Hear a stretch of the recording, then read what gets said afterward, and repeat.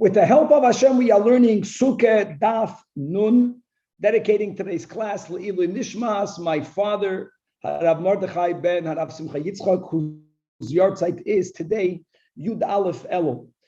Okay, so we are going to continue on Daf Nun from the second line from the top of the Amid. We are in the middle of the Sugya. The Gemara is explaining why is the golden vessel that they use to get the waters on Friday to be used on Shabbos, Dafke, a unconsecrated vessel.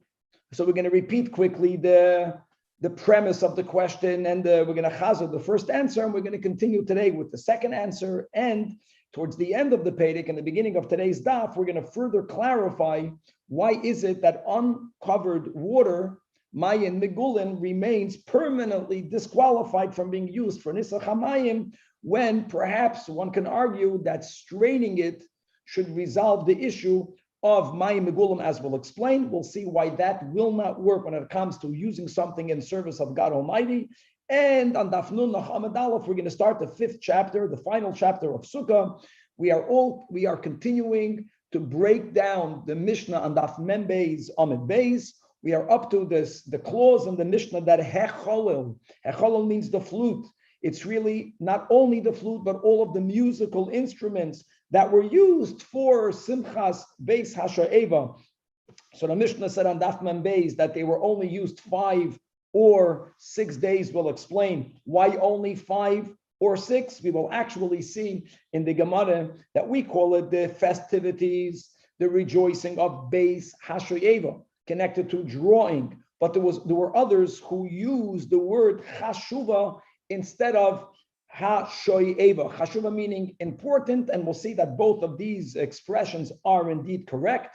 The main argument that we will have on Daf Nun Amud Beis is whether ikar shira bikli or ikar shira b'peh, meaning that the Leviim have their mitzvah of creating music, of singing music. So is the primary tool dafke musical instruments?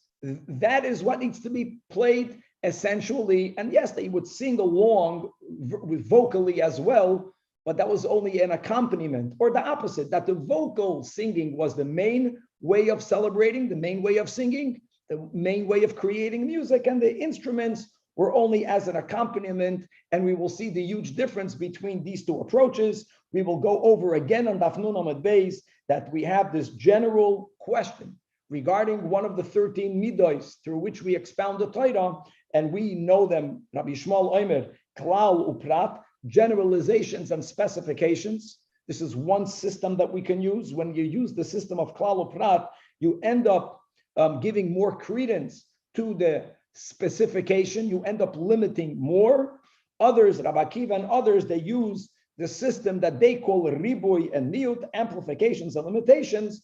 And over there, when you use that system, even though it's based on the same words, you end up limiting less, and how that will be connected to the argument whether wooden utensils are about to be used in service. Can you make a clay shadas from wood, or must you stick to metal? The source will be menorah, and whether klal uprat or riboy miyot, that will be the crux, that will be the underlying reason why you will say that wood yes, or wood may not be used, and a lot more. Let us start on Daf Nun Amud Aleph. Again, we are up to the second line, but let's review what we had on Daf Mem Tes Amud Beis. So what we had was like this, that when we would draw the water on Friday for Shabbos, the Mishnah emphasizes that it has to be taken in an unconsecrated golden vessel.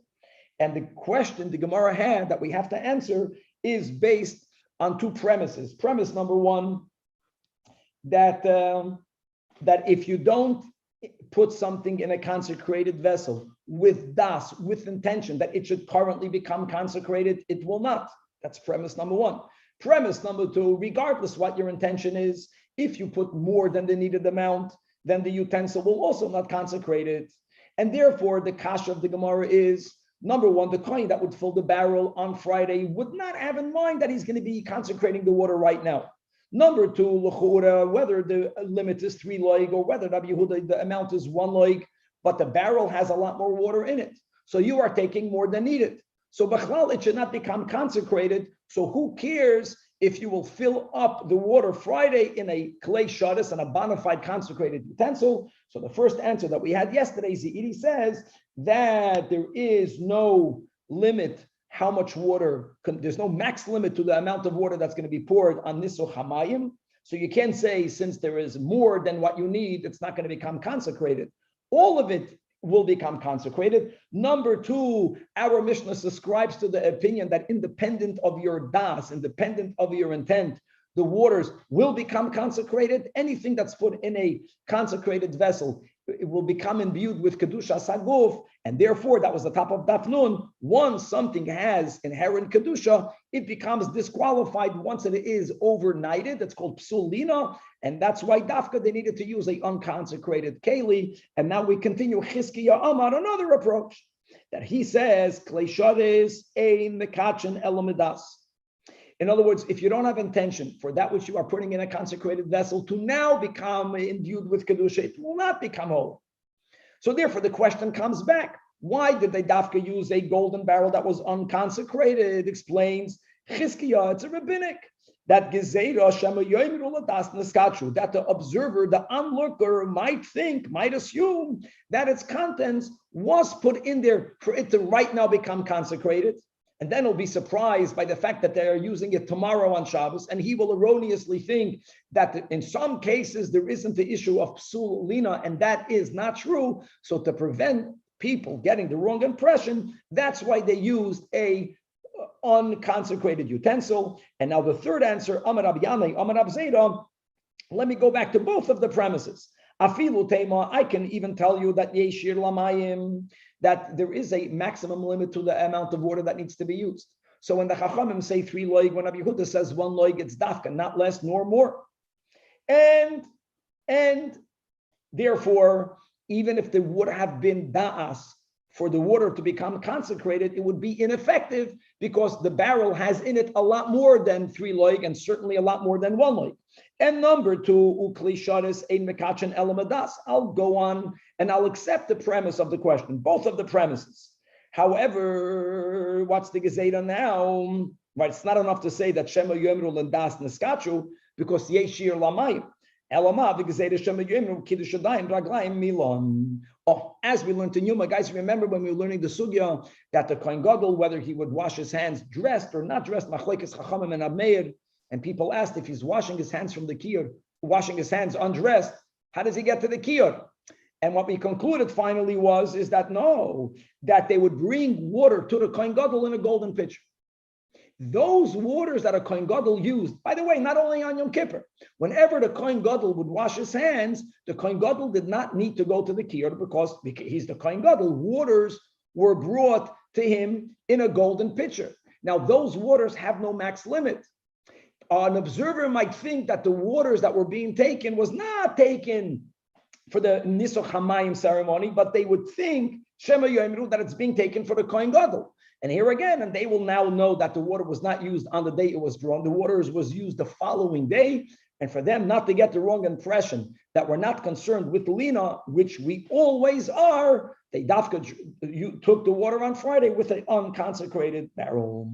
Then the Mishnah said that if the water got poured out, it got spilled out, or if it remained uncovered.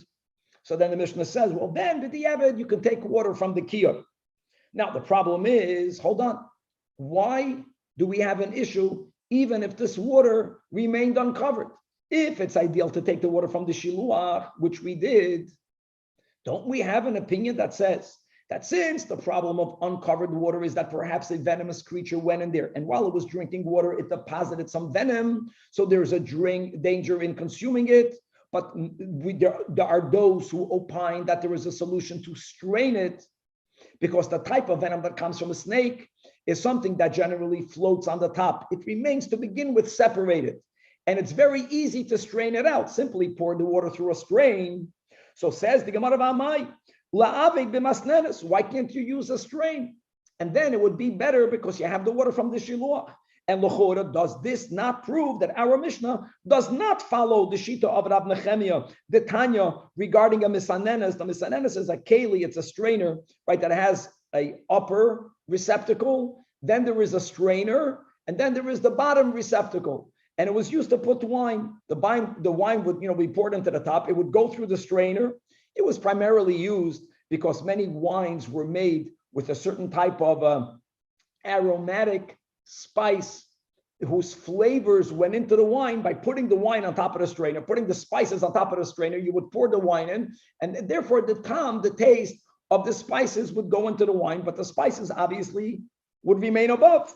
So we learned that yesh by mishum gilui.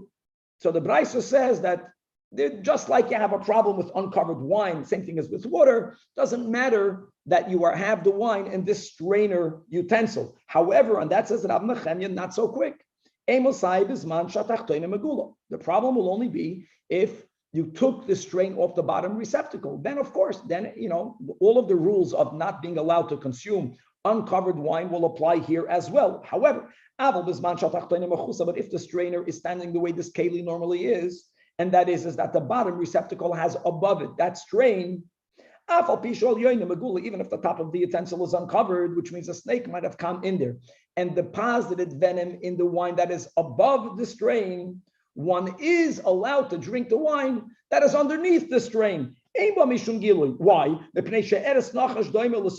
Because the venom of a snake is spongy-like. In other words, it stays above. It floats on the surface, and therefore it's very easy for all of it to remain above the strain. We're not concerned that a little bit will go through the strain. So why don't we strain it? So is that's a proof, because we don't follow Rav Nechemia. Counters the Gemara, that's not correct. I can tell you that our Mishnah even subscribes afilu teimed Rav Nechemia. When does Rav Nechemia hold that straining wine and therefore water that remains uncovered is a tikkun, is a proper rectification? That's only if the consumer is a hedyot. If we are commoner, but if it's going to be used in the service of God Almighty, did he ever say that will be okay? Absolutely not. Why not? Because you think Felice Rav Nechemia does not take into account the pasuk that we use so much in Kachim, in where we have this expression,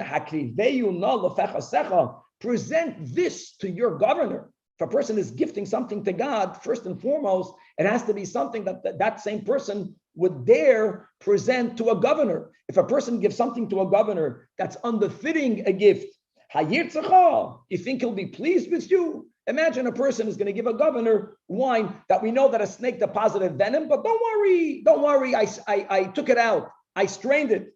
He won't be pleased. Will he show you favor?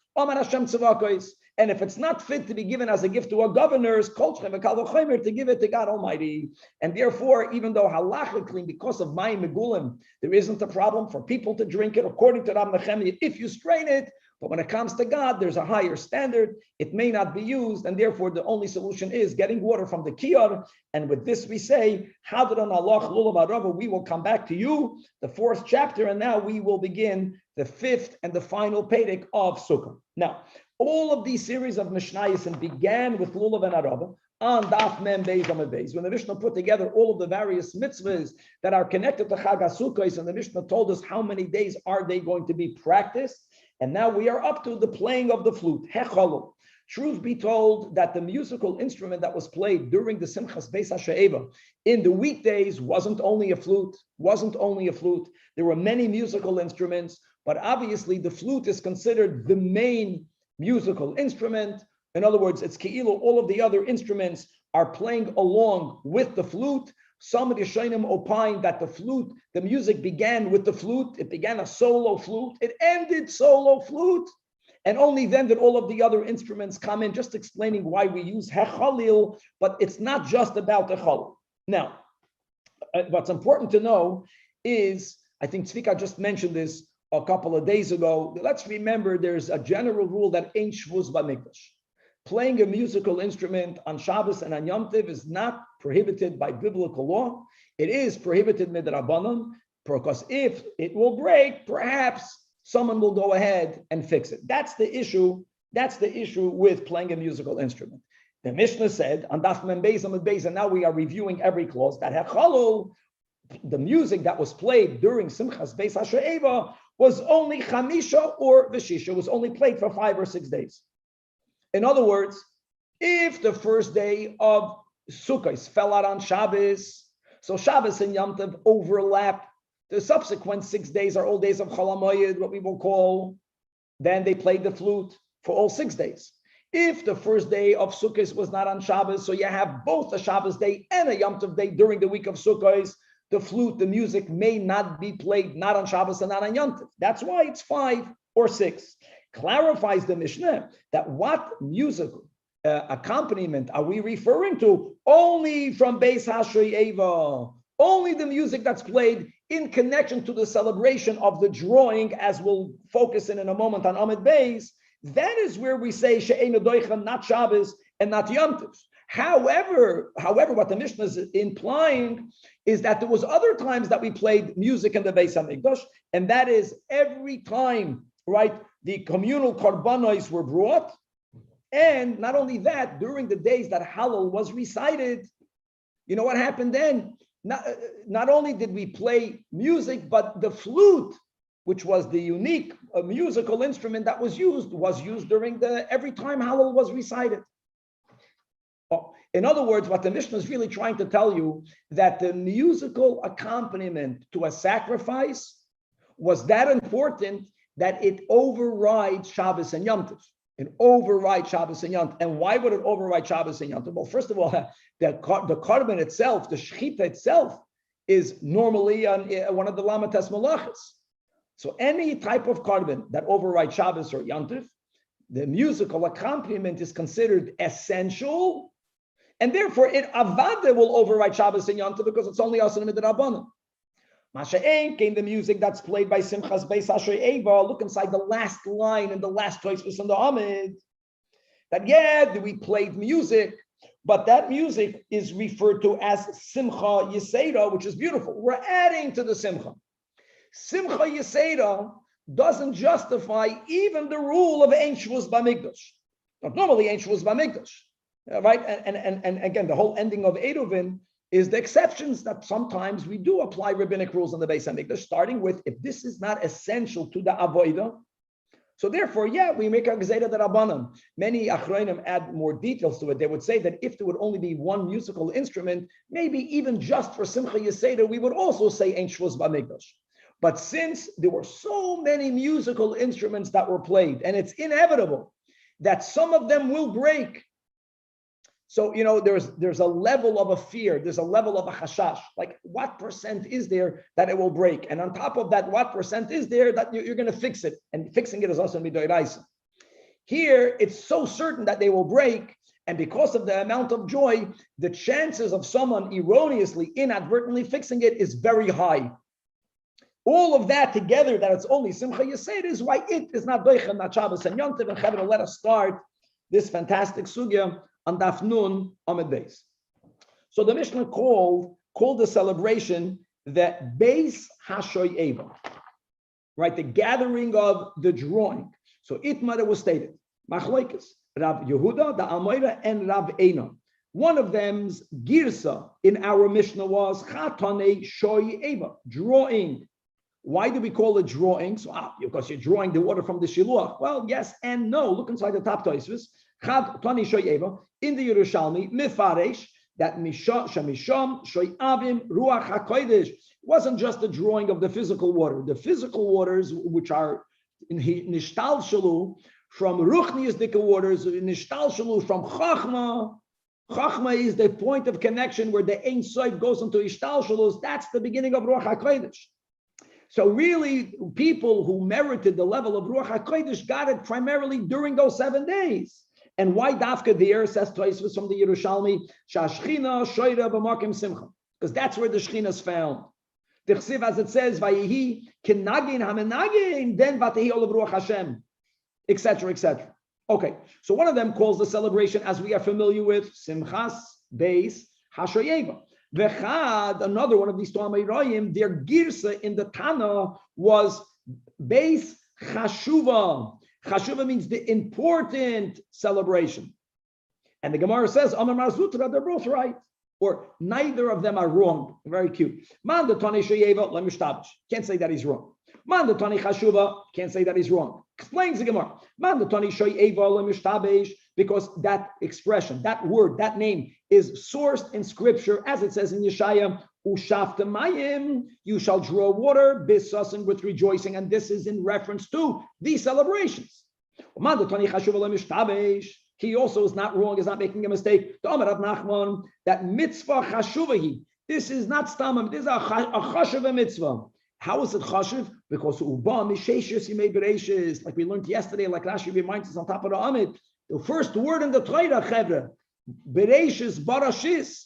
In other words, the fact that Hashem from the beginning already created that hollow in the ground, which are the shisin, through which the waters ultimately went through. The fact that God did it in the beginning and it's written in the Torah, that indicates that this is taka. If you can say that one mitzvah is more chashuv than the other, this is a mitzvah chashuv. All right, Chavra, let us begin. Now I want you to know that we're learning a Braisa, and we're going to learn one interpretation of the Braisa today. And God willing, tomorrow on Daf Nun Aleph, already in the middle of Amud Aleph, we're going to come back to this Braisa and learn it completely differently. And ultimately, it's all going to be connected to the Mishnah that we just learned, that we just properly explained, that the Mishnah's emphasis that the Chalul 5 or 6 is only about Beis HaSheyeva is really coming to tell us that the musical instruments that were played when the Korbanos were brought by the Levium, they are Doicha Shabbos and Yom Tov. Now, put that aside and let's read the Braisa. Tana Rabbanan. Hechalil, here again, this Braisa is not speaking about which musical accompaniment are we referring to. There are two options. The music that's played with Korbanos, the music that's played connection to the celebration, what we will call Simchas Beis HaShoeva. So Hechalil, Zok, the first Tana, Doiches HaShabbos, Divrei Rabbi Yossi bar Yehuda. And it goes without saying, Shabbos is the more chamur, right? Shabbos is an Isra Skila. Yom Tov, God forbid, is a Malchus. So for sure, it's Doicha Yom Tov. Chachamim say, even Yom Tov, it's not Doicha. And for sure, not Shabbos. Now, again, so first of all, we have a machloikis, whether it's Doicha Shabbos or Yom Tov or not. Now, Amar Rabbi Yosef, guys, we're going to learn, and remember, we're going to learn a whole different understanding. This is the first approach. Says Rabbi Yosef, I want you to know that this machloikis between these two Tanoim, Rabbi Yosef and Rabbi Yehuda and the Chachamim, is only b'shir shel karban, only sacrificial song. Like we mentioned, every Talmud, every day by the Talmud, they would sing, there would be music, not with a flute, other musical instruments. On days that Hallel was recited, then they added the Chalil as well. Okay, and why will there be a machloikis whether music was played on Shabbos and Yom Tov or not? When they brought a korban, explains the Gemara, here we go, that Rabbi Yossi, meaning Rabbi Yossi, but Rabbi Yehuda holds, Iker Shira Bikli, the essential sacrificial song is dafka when it's played on instruments. When God said play music, he was referring to the instruments. In other words, if the Iker is with a musical instrument, so we now, dafka, will call this avoida. It's part of the avoida. And therefore, just like the korban itself overrides Shabbos and Yom Tov, whenever b'moy adoi, so v'doiches HaShabbos. And especially here, the problem is only of a rabbinic nature. But how can you restrict something that God explicitly said to do? V'Rabbanan, in this Brais, according to Rabbi Yosef, it's all b'shir shal korbanos. They hold iker shir b'peh.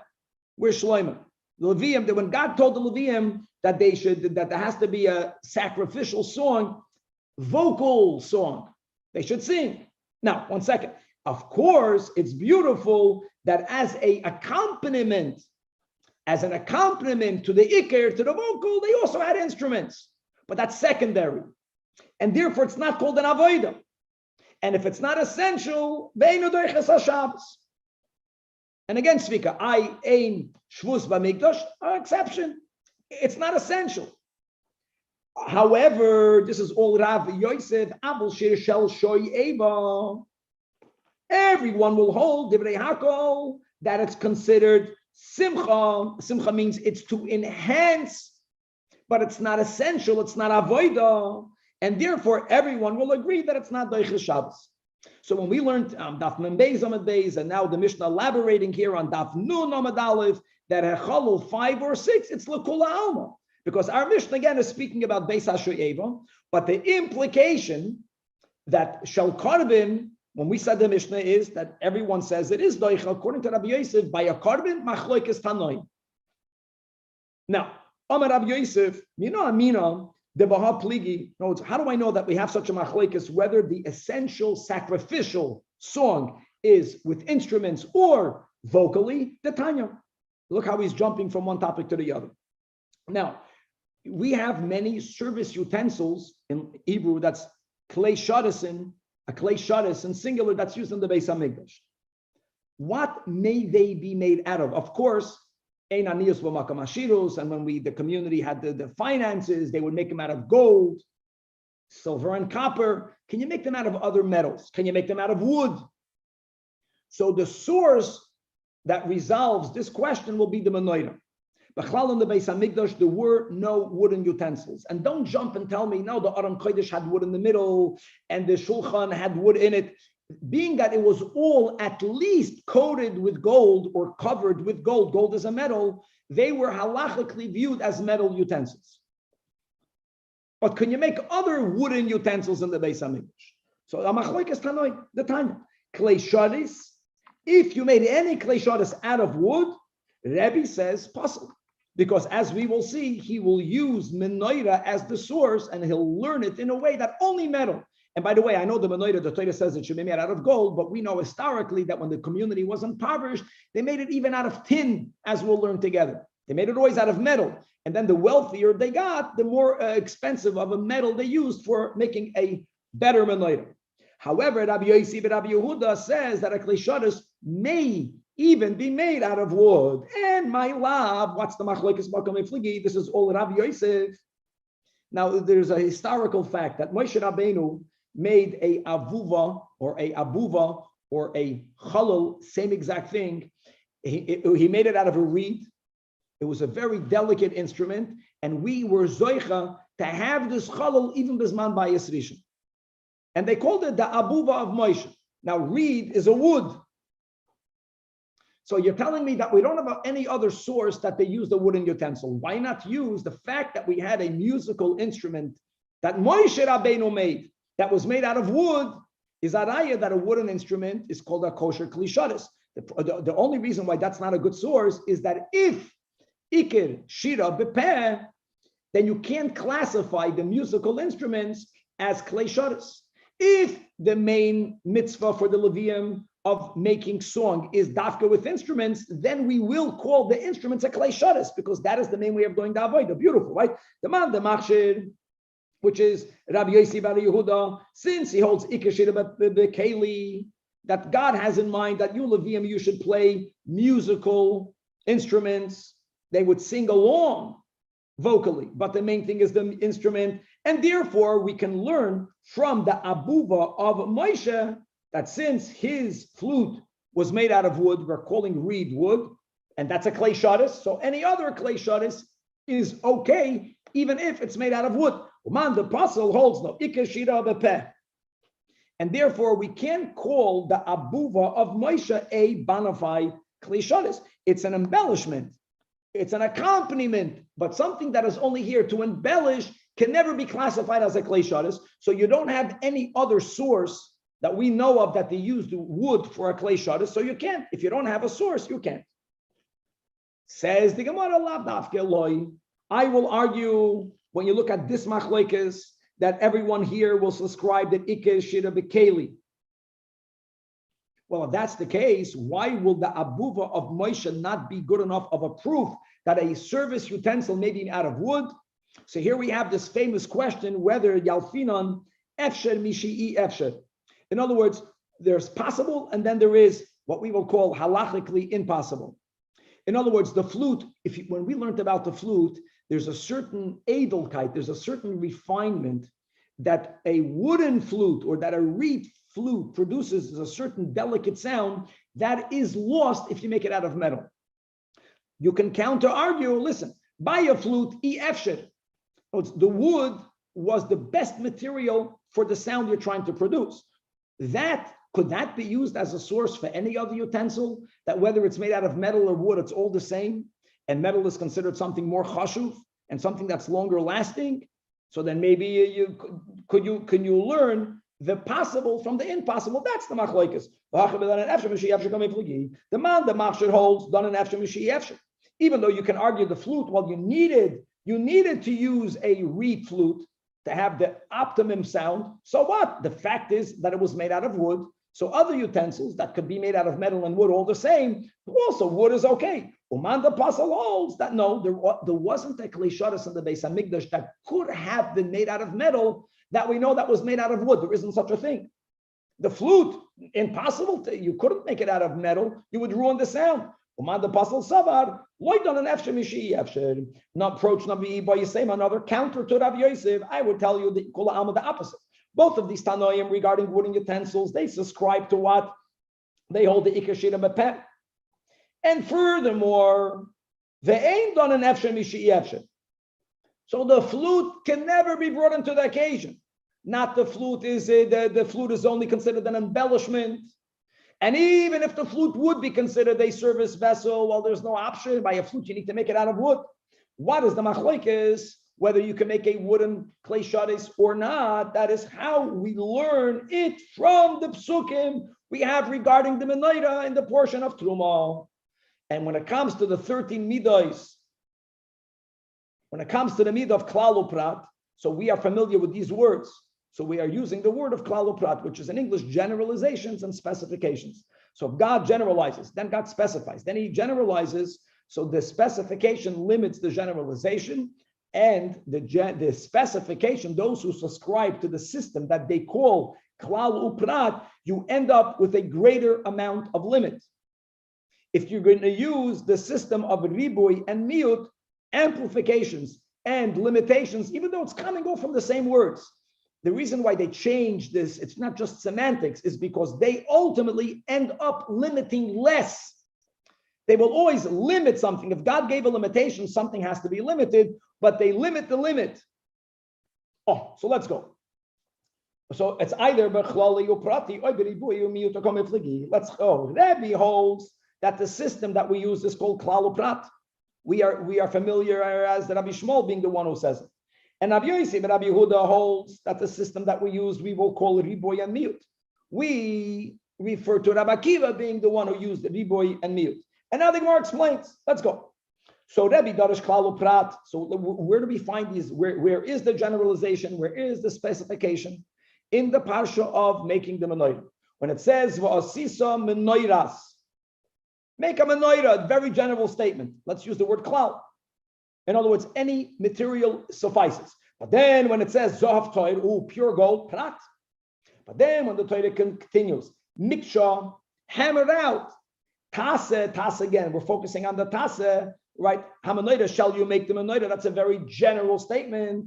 That's another generalization. So v'chazar v'klal. So what do you have altogether? Klal uprato klal. And how do we use this midah? By saying that I atodan eleke ein aprat. The specification will end up limiting more. How will it limit more? That it doesn't have to be gold, because the Torah did also generalize. It's more than just gold. But anything else has to be more similar to the gold. Meaning, Mahaprat Mefurash, the explicit specification. Gold is a metal.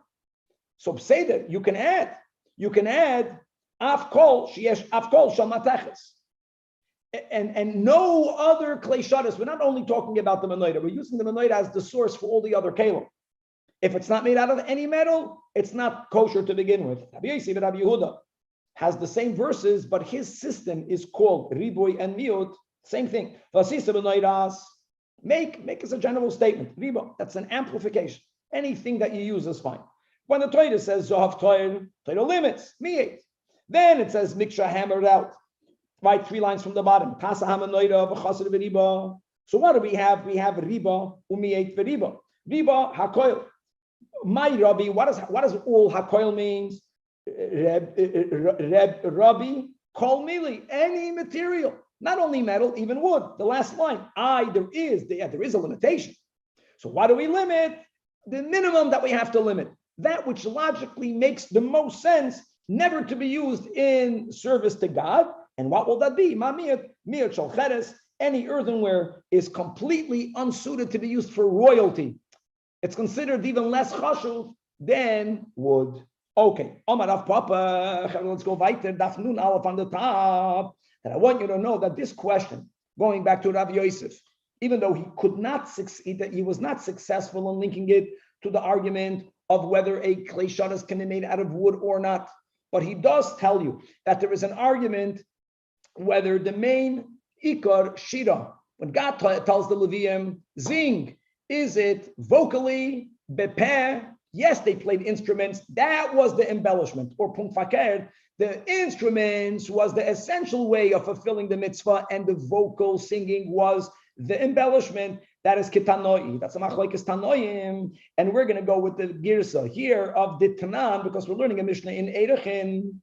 That Mishnah is speaking about who exactly was playing the music, who was part of the singing of the music. So it says that avdei kohanim hoyu oy gewalt. What were they doing? Says Rashi, second line, that they were the ones that were holding the musical instruments during the time that the Levium would be singing music with these sacrifices.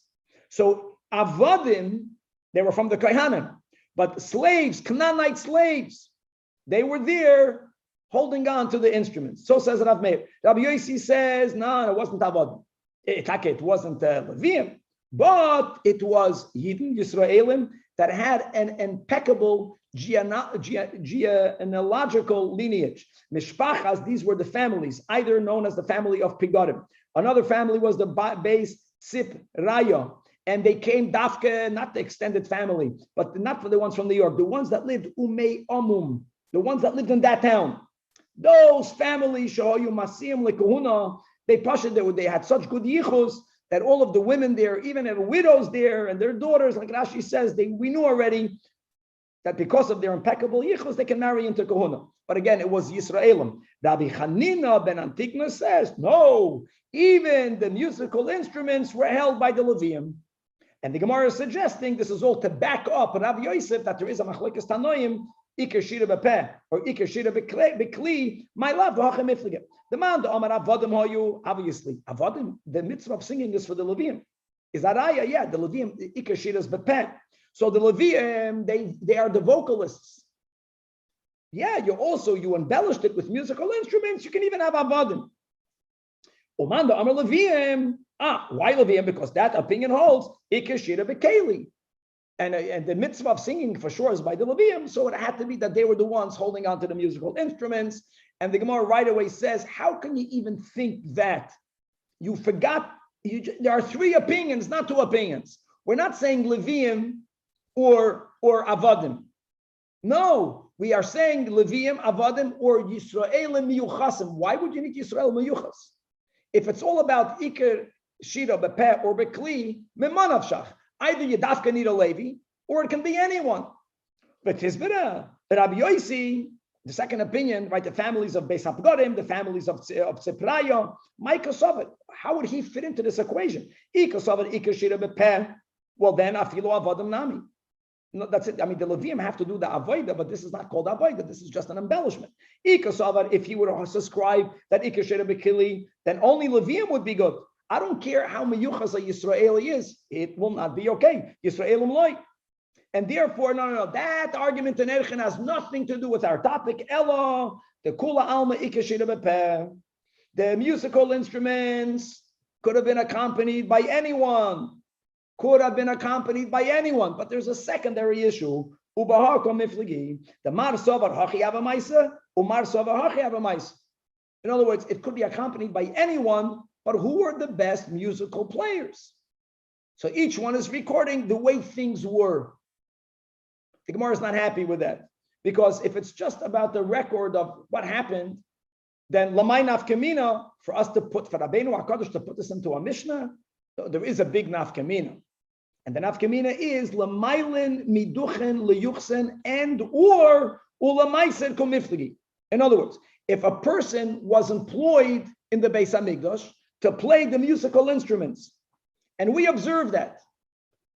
could we say, aha, that Yid was allowed to play musical instruments in the Beis Hamikdash is a raya that he was already vetoed, he was looked into, and he's either at least a miyuchas, he has good yichus, which means kohanim can marry into him and his family, or does it mean, aha, he is a Levi, and therefore you can give to him Ma'aser Rishon? In other words, we have a rule. Remember that the Sanhedrin was sitting and judging whether someone is fit to serve in the Beis Hamikdash. And once they paskin that he can serve in the Beis Hamikdash, he would put on the white garments and he would do the avodah. And once a kohen did the avodah in the Beis Hamikdash, ein boitkin min hamizbeach holamayla. Remember that rule? In other words, there were certain positions that were only given to people based on certain premises. The question is, someone that was allowed to play musical instruments, was that because he was also fit for other things? And that is the argument. Let's read it inside. That leman the amar that they were avodim. Yeah, it was Ma'aser Shahoya. They were for sure amazing players. But the point of recording that they were avodim was to tell you, Rav Meir is telling you as an important note, that ein mailen miduchen, even if someone was given the platform, that is where they would play the instruments, you don't take that as a sign that this person is a meyuches. You certainly don't take it as a sign that this person is a Levi. You know why? Because they were avodim. Remember, they were avodim. All it means is that they know how to play music. It means nothing else. Man the Amar, the second sheet of Rabbi Yossi, that they were Yisraelim, not Stam Yisraelim, but Dafka Yisraelim, that were Meyuchasim. He holds that even though theoretically anyone can play the music, but we did not want for someone to get on that platform if they were not a Meyuchas. You know what? Because if the observer will see, wow, he plays music in the Beis Hamikdash, let's marry into his family, they will wrongly presume that everything is okay with the Yichus. So they established that no, only allow miyuchasim, because ma'ilin miduchen leyuchsim. But one thing is for sure, that just because someone is playing musical instruments, since everyone knows, according to Rabbi Yossi, that ikar shira bepeh, which means that the musical accompaniment need not be done by Levium, no one would erroneously think that if someone played music in the Beis Hamikdash is a proof that he's a Levi. No one would think so. And therefore we didn't insist for it to be Levium. It can be Yisraelim, but we wanted for them to be Miyochasim. And the third opinion of Manda Amar, that they were Levium Hayu, Kosover Mailen Miduchen, Bein Leyuchsin, Ubein Lamaiser. And that's why, again, really theoretically, you can be a Evet. But since people would link, if you stood on the Duchen, that means Bistama Yuches. Other people would even say erroneously, but they would say, if you're standing on the Duchen, Bista Levi, people would make that link. So then they decided, okay, Oy Bazoi only allow Levium to stand on the Duchen. It was like a catch-22. Once they only allowed Levium, now indeed, that when you see a Levi standing on the Duchen playing musical instruments, even though Ein Shira Ella Bepeh, nevertheless, you can give the guy Ma'aser Rishon, because they would only allow Levium, because Mailim Leyuchsen Ula Ma'aser. So to keep practicing on the piano. So the Levium, Levi, not only Shlomo, can you practice on? No, you got to change instruments, not the piano. You got to learn a flute. Right now we're learning Ikashira B'Peh, but 1 second, but there was accompaniment who just said that, and if we're going to say that Mailen Miduchen Lemaisa, then they would only allow Levium. They would only allow Levium. Anyway, this is the approach. They would allow Levium, but they wouldn't allow them to play piano. They would have to play flute. Only the instruments that I mentioned. The string. There was a kinnor. There was a navel. There was a cymbal. Remember that? So like this. Who mentioned? Who speak? I can't see who's speaking. That's Yaakov. So it's very interesting regarding the trumpets. We'll learn about this, I think, soon from the last time. That if I'm not mistaken, the trumpets are not considered part of the musical instruments. They're not part of it. I think they were actually blown prior to. And even if they were blown together, they're not going to be counted amongst the many musical instruments, as we will, God willing, continue. We'll stop over here. By the way, Rabbi, how could you have avodim? Even the Havamid, that you could have avodim playing in the Beis Hamikdash. I thought they didn't let non-Jews into the Beis Hamikdash. No, Evet Knani is not called a non-Jew. It's a very good quote. Midrabanan, a goy cannot go past the chayil. But an Evet Kanani is a bona fide Yid. He's only not Mechoiv and all the way, he's a Sema Yid. He was Toivel L'Shem Abdus, and he's Mechoiv to keep all the mitzvahs that women have to keep.